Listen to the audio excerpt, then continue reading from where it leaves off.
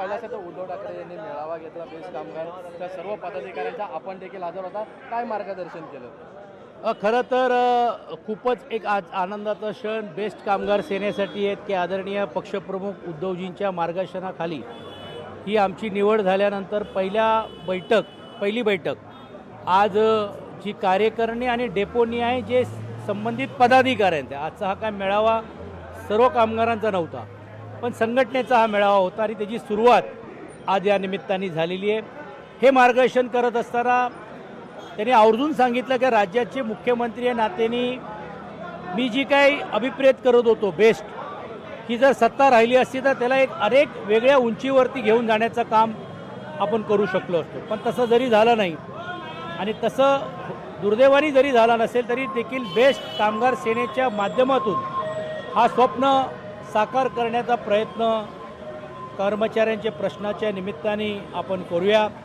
आणि हीच एक संघटना आहे की जे कामगारांना खऱ्या अर्थाने न्याय देऊ शकते, हे आवर्जून त्यांनी बोलून दाखवण्याचं काम केलं. आणि म्हणून मग आज माझी, नितीन नांदगावकरजी, गौरीशंकर खोजी या तिघांची निवड करत असताना पुढच्या काळामध्ये ही संघटना आजही पहिल्या क्रमांकावरती आहे, परंतु खऱ्या मान्यताच्या दृष्टिकोनातून पण देखील प्रमुख संघटना म्हणून पुढच्या काळामध्ये कशी निर्माण करता येईल हा महत्त्वाचा आहे. मी सांगत असताना ह्याचा वैभव जो बेस्टचा आहे तो वैभव परत मिळवायचा जर असेल तर आम्ही देखील निर्धार केलं की परत महानगरपालिकेमध्ये आमची सत्ता येणं ही गरजेचं आहे.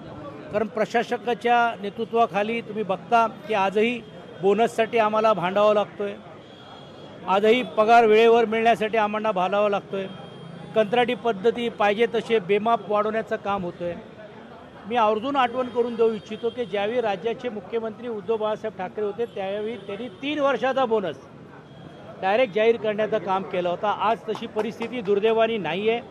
तर या सर्व परिस्थितीला मात करण्याच्या दृष्टिकोनातूनच देखील आज त्यांचं मार्गदर्शन मोठ्या प्रमाणावरती झालं. आणि विशेषतः कामगारांच्या अपेक्षा तर वाढल्या, परंतु एक वेगळं चैतन्य आज माझ्या माध्यमातून झालेलं आहे.